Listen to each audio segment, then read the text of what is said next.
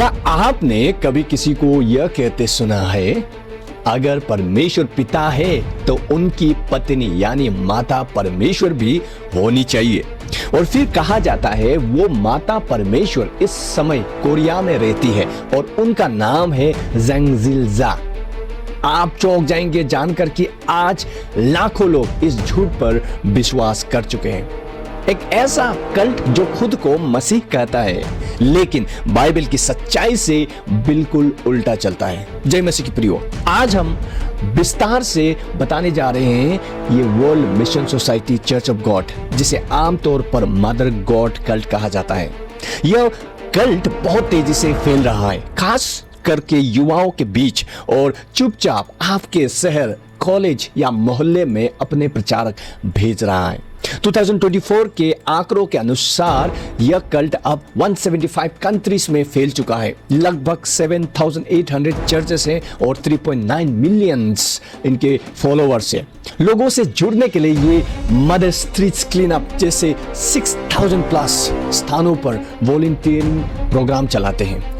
और हाँ, ये अब भारत में भी आ चुका है। इनकी शाखाएं तेजी से बढ़ रही हैं और इनके चर्च आज पुणे, मुंबई, हैदराबाद, चेन्नई, त्रिची, मैसूर, जबलपुर जैसे बड़े शहरों में है। और आप यह जानकर हैरान हो जाएंगे कि यह कल्ट आज नॉर्थ ईस्ट इंडिया में भी आ चुका है।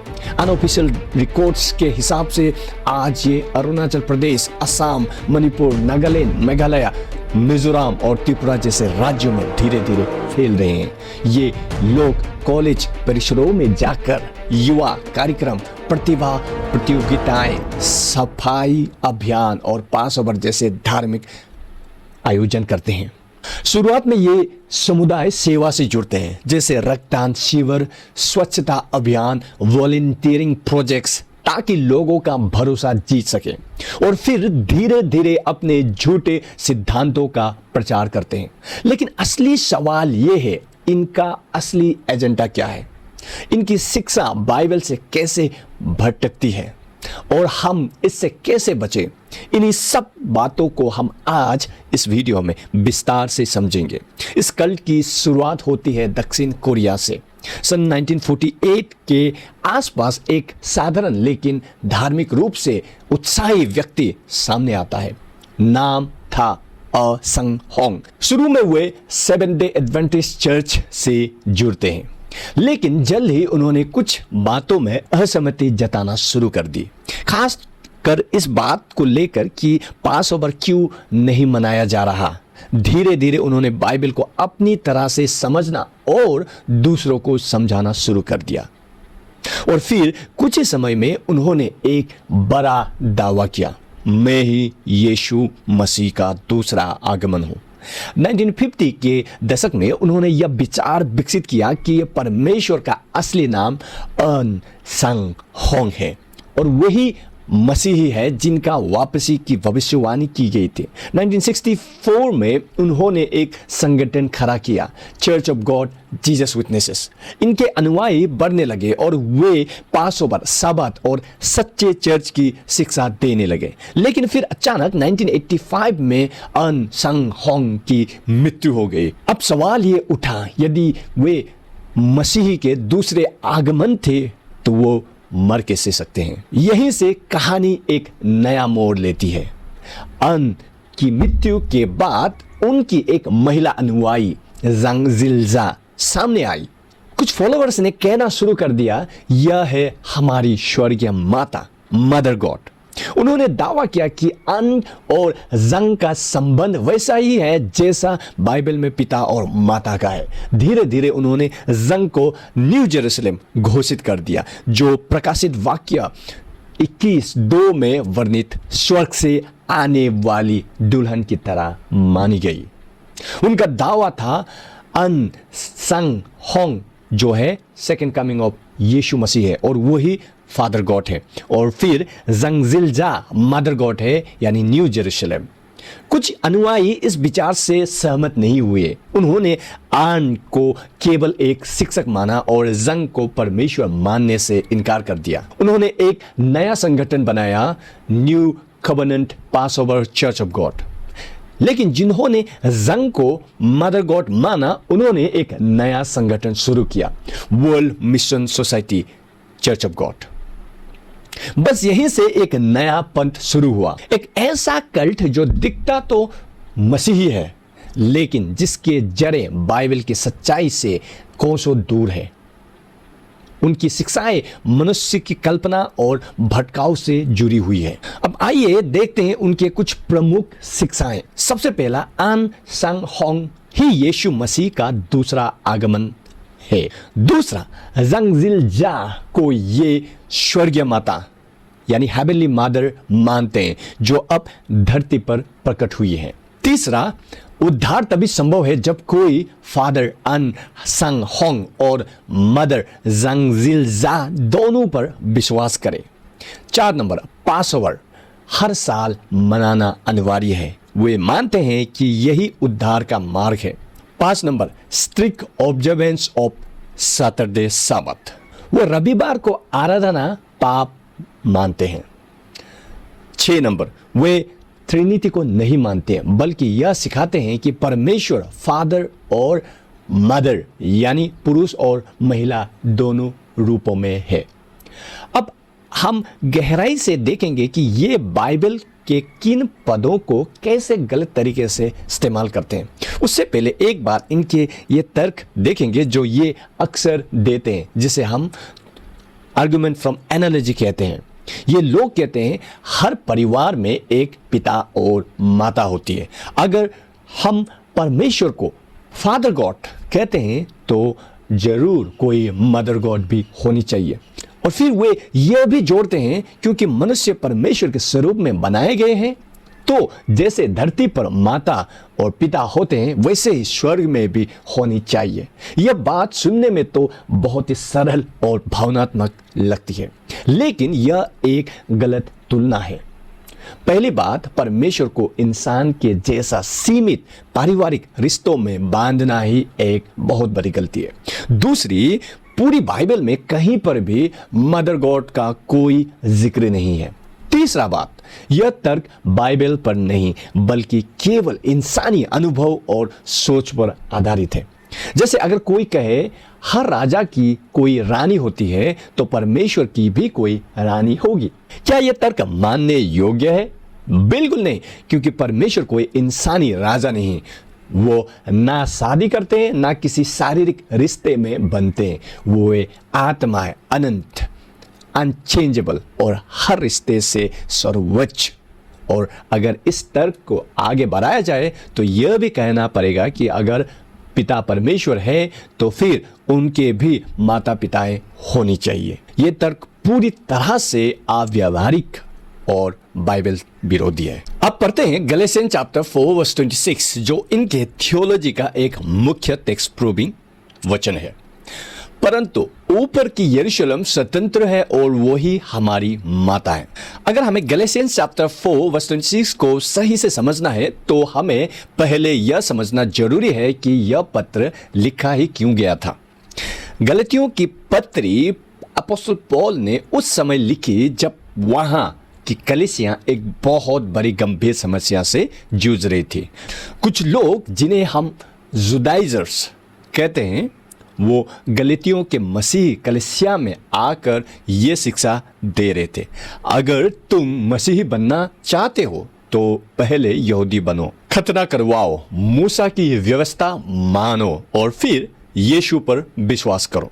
यानी उनका संदेश था यीशु मसीही प्लस व्यवस्था का पालन और बाद में उद्धार। लेकिन पौलुस ने साफ कहा यह सच्चा सुसमाचार नहीं है। गलेशियन चैप्टर 1 वर्सेस 6 to 9। यही कारण है कि पूरी पत्री में वो जोर देकर कहता है मसीही में हमें व्यवस्था से नहीं बल्कि विश्वास और अनुग्रह से उद्धार मिला है। व्यवस्था हमें गुलाम बनाती है, मसीह हमें आजादी देता है। अब आते हैं गलेशियन चैप्टर 4, जहां पर अपोस्टल पॉल एक एलोगरी या इलस्ट्रेशन यूज करके कुछ शिक्षा दे रहे। वो दो महिलाओं की कहानी सुनाते हैं। हागर जो अब्राहम की दासी थी, उसने इस्माइल को जन्म दिया। वो व्यवस्था की गुलामी का प्रतीक है। उसकी पहचान माउंट सिनाई, जहां व्यवस्था मिला था, वो इस वर्तमान यरूशलेम, आटली यरूशलेम की ओर इशारा करती है जो व्यवस्था के नीचे है। दूसरी स्त्री सारा जो अब्राहम की पत्नी थी, उसने इसहाक को जन्म दिया प्रतिज्ञा से। वो आत्मिक स्वतंत्रता और अनुग्रह का प्रतीक है। वो ऊपर की यरूशलेम को दर्शाती है जो स्वतंत्र है। इसलिए जो पौलुस कहता है ऊपर की यरूशलेम स्वतंत्र है और वो हमारी माता है, वर्स 26, तो उसका मतलब है हम व्यवस्था की गुलामी से नहीं बल्कि परमेश्वर की प्रतिज्ञा और अनुग्रह से जन्मे हैं। यह किसी स्वर्गीय देवी की बात नहीं है, बल्कि यह दिखाने का तरीका है कि हम व्यवस्था के लोग नहीं बल्कि स्वतंत्र और आत्मिक प्रतिज्ञा के लोग हैं। पौलुस कह रहे हैं, गलतियों, तुम्हें व्यवस्था में वापस जाने की जरूरत नहीं है।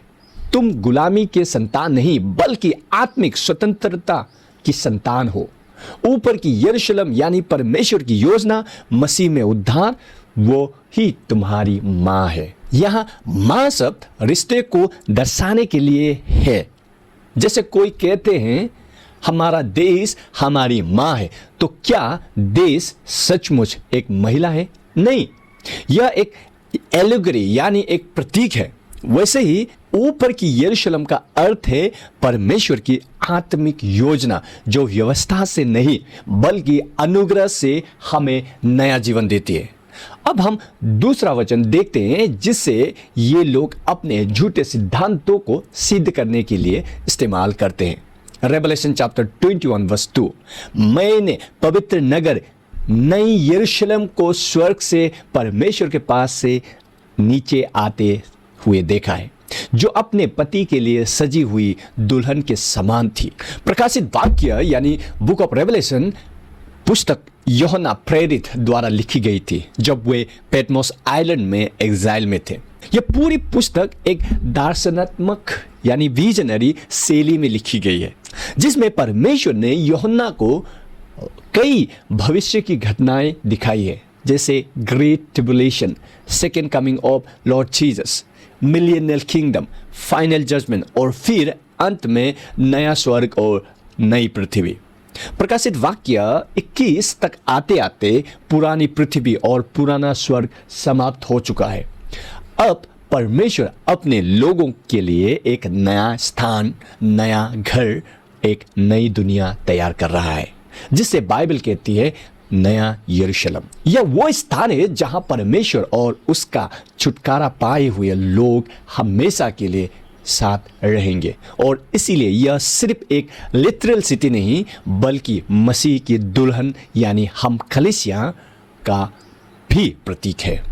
यह स्थान पवित्रता, शांति और परमेश्वर की उपस्थिति से भरपूर होगा, जहां ना मृत्यु होगी, ना आंसू, ना पीड़ा। जब ये कल्ट इस पद को पढ़ते हैं तो कहते हैं, देखो नया यरूशलेम स्वर्ग से नीचे आ रही है। इसका मतलब है कोई स्त्री परमेश्वर नीचे आई है और वो जंगजिलजा है। लेकिन सच्चाई है कि यह पद किसी महिला इंसान की बात नहीं कर रहा। यहाँ नया यरूशलेम एक शहर है, एक पवित्र नगर जो परमेश्वर की उपस्थिति और उसके साथ रहने वाले लोगों के लिए तैयार किया गया है।